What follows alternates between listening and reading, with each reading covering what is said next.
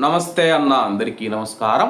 Kuwait మరియు Gulf దేశాలలో ఎయిర్పోర్ట్లు మూసివేయడంతో అయితే వేల మంది లక్షల మంది ప్రయాణికులు అయితే తీవ్రమైన ఇబ్బందులు ఎదుర్కొంటూ ఉన్నారు.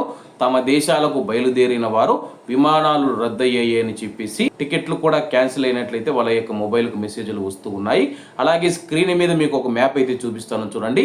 ఆ యొక్క మ్యాప్లో మీరు స్పష్టంగా చూడండి, ఇరాన్ దేశానికి మనం చూసుకుంటే కానీ ఇరాన్ తన యొక్క గగనతలాన్ని మూసివేసింది. ఫ్లైట్లు మనం చూసుకుంటే ఇరాన్ దేశం బయట నుంచి, అలాగే ఇలా చూసుకుంటే కానీ ఇరాక్ చూసుకున్నా కానీ తన యొక్క గగనతలాన్ని మూసివేసింది. కువైట్ దేశం కూడా చూడండి, ఒక రవ దగ్గరగా అయితే కువైట్ అని రాస్తుంది కదా, అక్కడ కూడా కువైట్ తన యొక్క గగనతలాన్ని మూసివేసింది. కేవలం సౌదీ అరేబియా అలాగే ఒమన్ దేశం చూడండి, ఈ సైడ్లో ఒమన్ దేశం ఉందన్నమాట. ఒమన్ దేశం మీద మాత్రమే వెళుతూ ఉన్నాయి.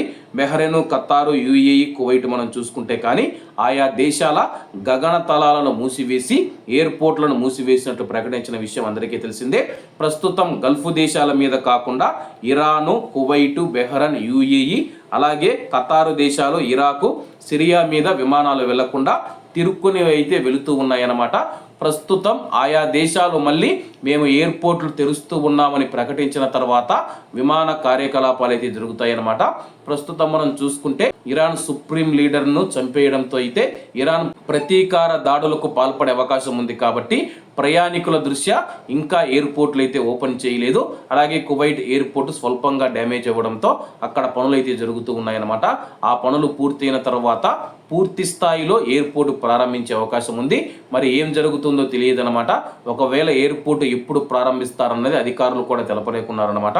తదుపరి నోటీసు వచ్చేంత వరకు అధికారికంగా మేమే ప్రకటిస్తాము, సోషల్ మీడియాలో వచ్చే వార్తలు ఎవరు నమ్మవద్దని చెప్పేసి అధికారులు తెలుపుతూ ఉన్నారు.